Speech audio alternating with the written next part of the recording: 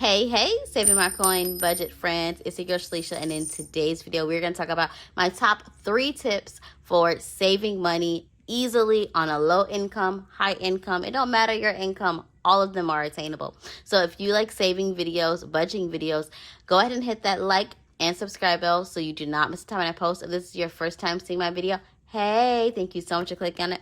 If you're a returning subscriber and oldie but goodie, hey, thank you so much for coming on back. This is a little bit of a different video that you see from me, but I'm super excited to provide you with some tips on budgeting for and saving for 2024. So this is going to be some of the easiest ways that you are able to save money, whether you are low income like myself, or if you have dual income, or you are not classified as low income. So my first tip, which I love to do, is one of the easiest ways. It adds up very quickly. It is saving change. So every year I do a savings challenge, which is called the Roll It Up Savings Challenge, which allows for me to save money really without even thinking about it. So this saving challenge that I'm doing this year, it's called the Roll It Up Savings Challenge, and it is to save $365, and it's all equivalent to change. So I started this challenge in January of this year, and we have already completed 5 complete rows. Each one is worth $1, and it's $11 for each section. So we have over $50 already. So this is the one that we are currently saving in right now, but we did just empty it out right at the beginning of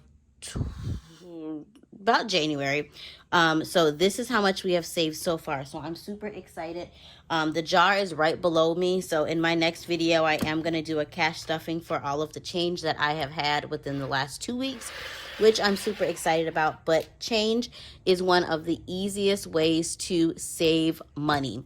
Last year for 2023, I saved my change from the beginning of 2023, so January to November of 2023, and I had over $600 worth of change, and that was my spending money for when my daughter and I went to Disney. I'm going to include a couple pictures here. So it was really not a stress on how we were going to go ahead and pay for things. We funded our spending money with change. So that is my first tip, is to save change. It will surprise you on how fast it adds up. My second tip, if you are a cash budgeter, because not all of these tips are for cash budgeters, but tip 1 and tip 2 are for cash budgeters. So saving change is number 1, and then number 2 is sinking funds. So sinking funds are when you start to put a little bit of money towards a specific category as you are starting to save. This one in particular is for back to school. So this is for my daughter's back to school year of 2024. She's going to be in 4th grade then. She does have to get new school uniforms, new backpack, new shoes, school supplies, of course, all the cute, fun things that she wants. But because I am a single parent, I like to save for this for the entire year, so it's not hitting me at one time and taking a hit to my budget, or I'm putting myself into debt. So every time I get paid, I put a little bit of money in here. The last time I got paid, I only had enough to put $2 in here, but it still made a difference. So as you can see, we are making a little bit of leeway with the first 2 paychecks that we've had in January of 2024. So remember, a little bit goes a long way, but this is another great tip if you are a cash budgeter.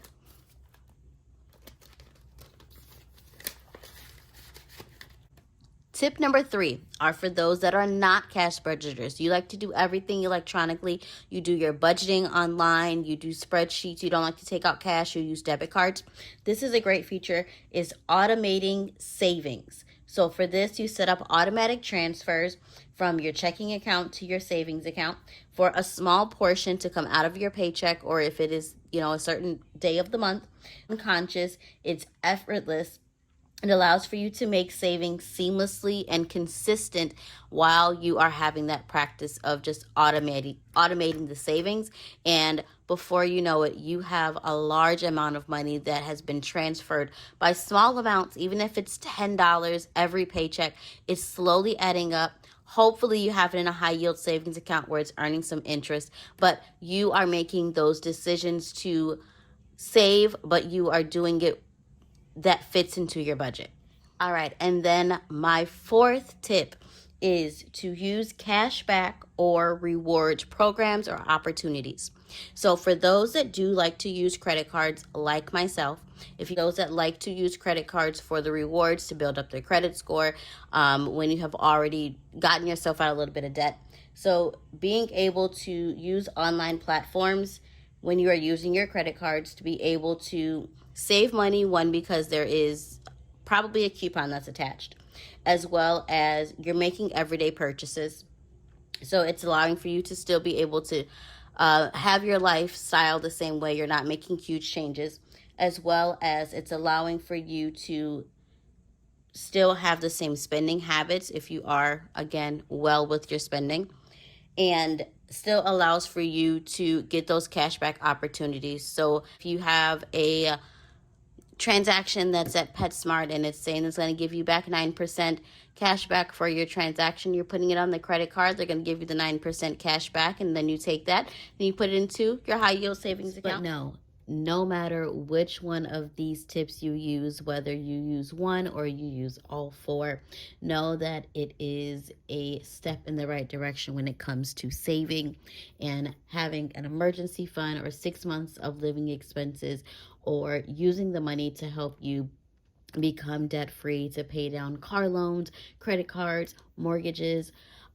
whatever your plan is for 2024 with your finances.